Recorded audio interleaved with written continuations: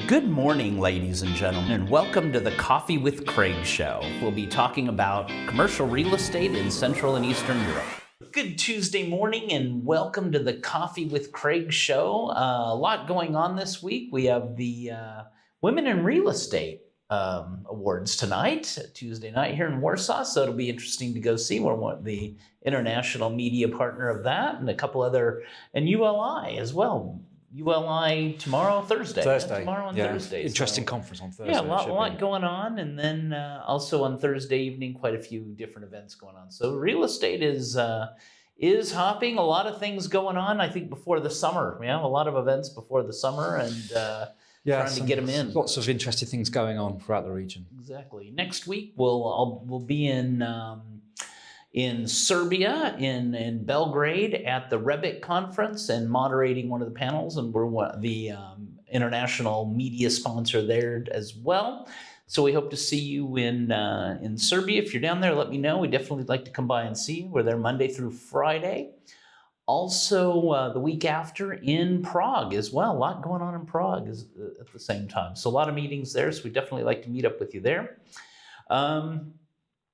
And a lot going on here on the news on the EuropaProperty.com website. So let's take a little break. We'll be back in 20 seconds with Winston Norman, our editor-in-chief, and the highlights and the news on EuropaProperty.com. Ladies and gentlemen, this is Craig Smith, publisher of EuropaProperty.com. Welcome to the 4th annual Europa Property CRE Awards, the only international real estate awards event based in Budapest, Hungary, and covering the surrounding region. After a year of online events, now we are finally able to meet face-to-face with international, regional, and local commercial real estate professionals. With over 10 countries covered, including Hungary, Czech Republic, Slovenia, Slovakia, Serbia, Croatia, Montenegro, Bosnia and Herzegovina, Albania, and Ukraine, this will be an event not to be missed. Check out our website, creawards.net or EuropaProperty.com.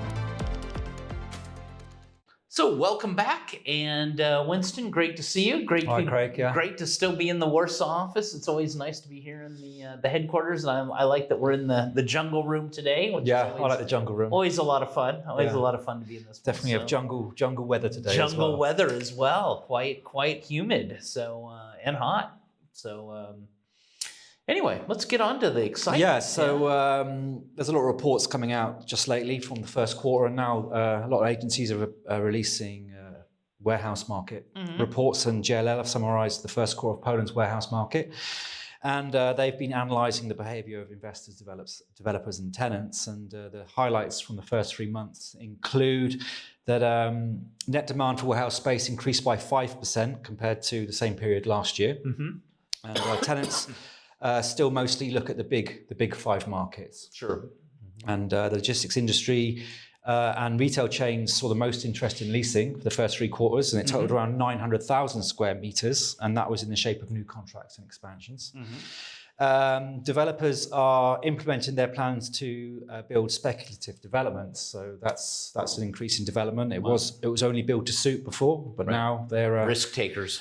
Taking a few more risks, and I think that must be a sign that there's a lot of demand out there. Sure. And new supply hit a record over the first 3 months of the year, and that was 1.2 million square meters and over. It's a lot, and that's accounted for like 25% of the total delivered space in Europe. And most of the space was delivered to Poznan, Central Poland, Warsaw, and Wrocław. And just to close, the sector has seen a slight increase in rents, and it's most noticeable in urban locations, which is Warsaw, and the base rental stood at almost €6 per square meter per month. Getting more expensive. Yeah, it's getting more expensive and more competitive, it seems.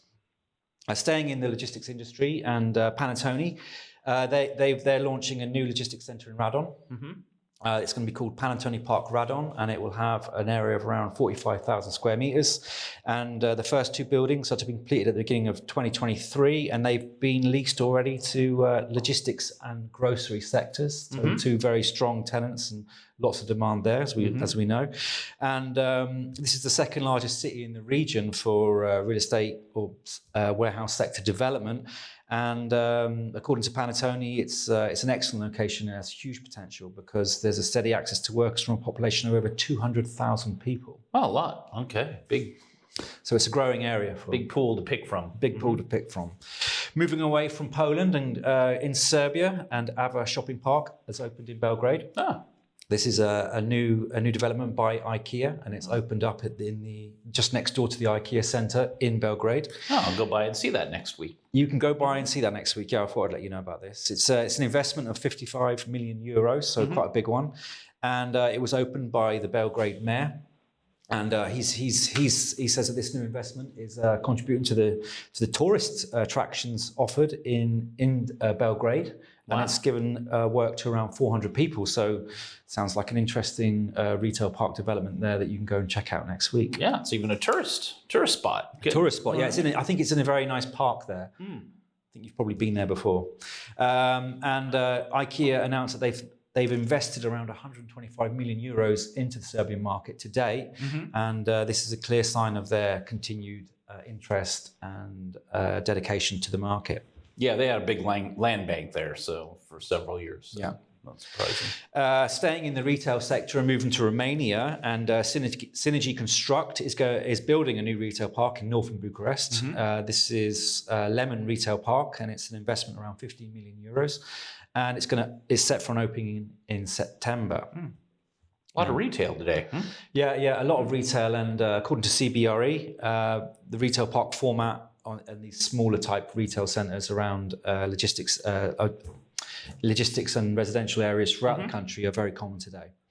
And finally, for today, the Apple Museum has opened in the Norblin factory. Apple Museum. The Apple Museum has opened in the Norblin factory in Warsaw.